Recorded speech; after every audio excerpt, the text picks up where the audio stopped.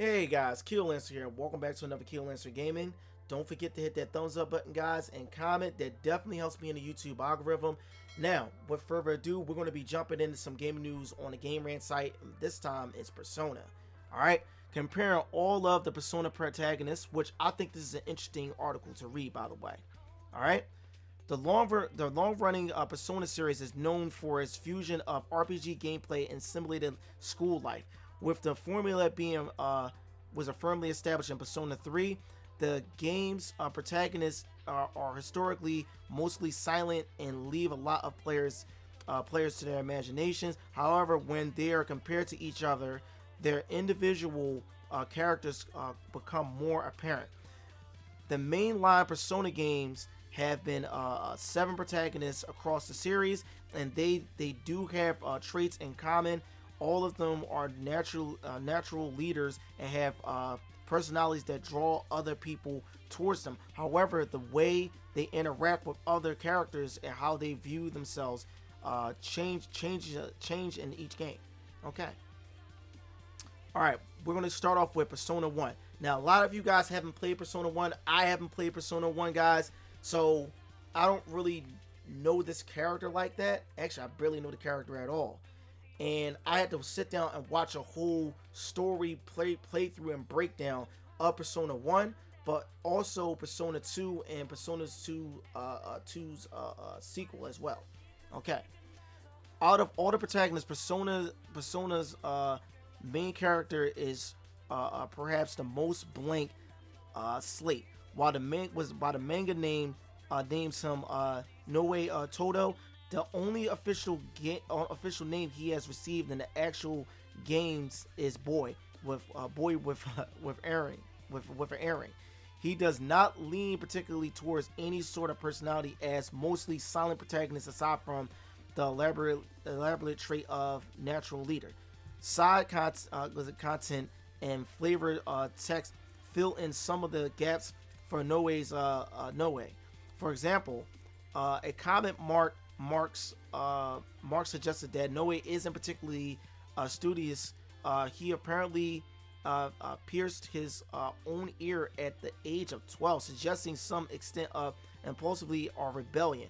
While Noe's personality is open-ended in his own game, Yukari and Persona 2 Innocent Sin describes him as a friend who will gamble even when they had serious problems, which suggests further that Noe is an impulsive person, while the protagonists from Persona 3 onward are all associated with the Fool. Noe's associated arcana is the Emperor. Each Persona protagonist, I believe, has arcana that pretty much fits them. Noe is not fully explored as the Persona protagonist, and Atlas likely won't bring the original game back anytime soon. Either way, Noe has served well as the base foundation for the others to build on. Persona 2. As there are two Persona 2 games, there are 2 protagonists. Tetsuya is the protagonist of Persona 2 Innocent Sin, while some aspects of his personality can be influenced by the player. Tetsuya is one of the most fleshed out protagonists in the franchise. Wow. Actually, I have to agree with that after watching a whole story breakdown. He's seen as a bad boy archetype by his peers, and is a brooding loner. No matter what choices the player makes, his coolest bond will be with Jun. Okay. He appears to be a bit lost as to what he wants to become in life, and spends most of his time working on a motorcycle. Tetsuya is currently the only bisexual on or otherwise LGBTQ2. What? I don't know about that. After seeing the breakdown gameplay of Persona 2 and the 2 sequel, I don't remember that, unless you can choose different love protagonists, love interests in this series. I don't remember that. Tetsuya can express his feelings with Jun from Theron. The two are seen as romantic partners. Tetsuya was associates arcana is the sun. Now, if he already has that love interest, and solely, and from what I've seen, I don't believe he's bi. In my opinion, no, he's straight. I don't believe that. Miye was a Omano, is a protagonist of Persona 2, Eternal Punishment, and she is the oldest protagonist of a Persona game, at 23 years old. Oh, on Persona Strikers, I think you have a new party member that joins your side. That's an older man. That's older than her. So that takes out that particular trope. But then again, she is the oldest protagonist. But as far as the older person in general will be the new protagonist in Strikers. Was that Maya's personality is also well established. She's known for being a positive and kind person. Compared to Tetsuya, she is much more extroverted and optimistic. Her associated arcana is the moon. Dope. Persona 3. Persona 3 started the gameplay formula that other games in the story would follow. Makoto Yuki, also known as Minito Isuto, is the first protagonist associated with the food arcana. Makoto is an orphan who appears to have slightly gloomy personality, as he is quite stoic and can potentially make morbid jokes and comments depending on the player's choices. Makoto's reserved and blunt personality causes some of his peers to find him standoffish, but he clearly still cares about his friends. Guys, if you're interested in knowing his personality, watch the Persona 3 movies. Watch those movies. You get to see the whole entire Persona 3 story plot, because most likely Atlus is not going to remake or remaster this game at all. Okay, so if you want to know the story and know more about him, go and watch the movie. Or if you're a hardcore fan and you want to play the game, you can find it the portable version on the PSP. Hopefully you can find it, or you can try to hunt down the PS2 version, which that's going to be hard to find, and it's probably worth a lot of money. Persona 3 Portable's female protagonist has no official name in the game, but a stage play names her Kotono Shinomi. She is radically different from Makoto in both design and personality. She's funny and cheerful, even though she is an orphan with a tragic backstory. She is outgoing and dependable, just a bit more hot-headed than Makoto. While the female protagonist is not technically canon, she's definitely not to the Persona stories. She is very popular and returned in Persona Q2 along with her male counterpart. Now, I have never played any of the Persona Qs. That's more so a spin-off game. Alright, Persona 4. Persona 4's protagonist is officially named Yu Norokurumi, though he also has the name Soji Seta.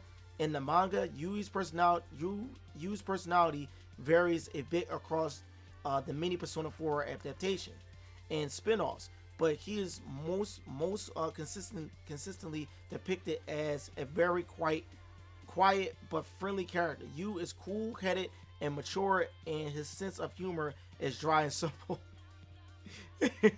While social bonds are important to all the protagonists, Yu friendships are particularly integral to his character. Investigation team is arguably one of the most tight-knit parties, if not the most. The time the party spent together as high school friends feel more natural than the Phantom Thieves, for instance. Yosuke and Yu are connected into a special way as partners, and that bond is steadfast throughout all Persona 4 content. Which he's one of my characters. He's one of the characters that I use on the Persona 4 fighting game. I did use him. Yu is a dedication to his little sister, actually his cousin. Nanako is loving to an extent. It's exaggerated to comedy in the Persona 4 arena games. His biggest insecurity is the fact that his need for other people. Without his friends, he feels weak. Okay. Alright, Persona 5. The manga names him was it Akira Kuryusu, but the Persona 5 protagonist's most official name is Ren Amamiya. Ren takes after the first two games protagonist in the sense with his bad boy image at school and rebellious spirit. His dialogue options suggest snarky personality, and he often gets the opportunity to tease other people, including his friends. He's intensities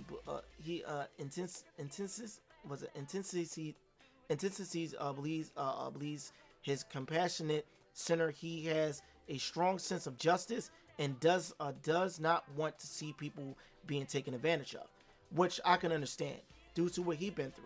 Ren is a bit of a show off. With Futaba comments on Persona 5's opening animated cutscene, he seems cockier and more flamboyant in his Joker persona. I want to say flamboyant. Often adding flourishes to his attacks. His main persona, Arson, has a very grand and imposing personality reflecting Ren's inner self. The Persona series is carried to be its characters, and it will be exciting to see what kind of characters Persona 6 will bring into the series.